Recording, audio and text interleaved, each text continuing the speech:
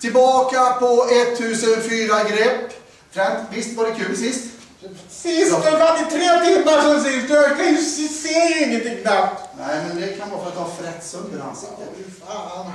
Jävlar, kom inte av. Ja, det är fint. Jo, jag tänkte att du köra en del till. Vadå en del? Nej! Och det här med Big Papa Delle. Nej! Om vi kör på honom. Det sa du förra gången. Jag ser. Pappa! Big Papa Delle. Nej, den här igen. Det var ett jävla springande fram och tillbaka. Fy fan vad du ser ut. Vad händer med ditt ansikte? Trent vill inte att du ska stå med armarna uppåt. Jag ställer sen Nej. Nej, okej då. Trent vill göra så. Det var jobbigt sist. Du gör så. Du gör så. Jaha, vad ska jag göra då? Men vänta lite.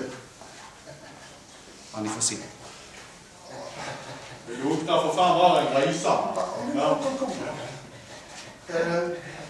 Och sen... Är du beredd, Trent?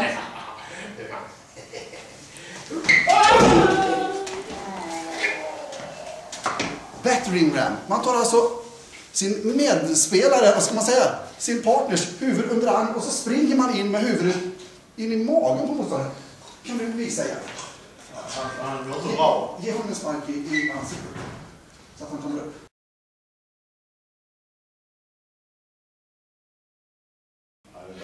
Det är fräter på skorna.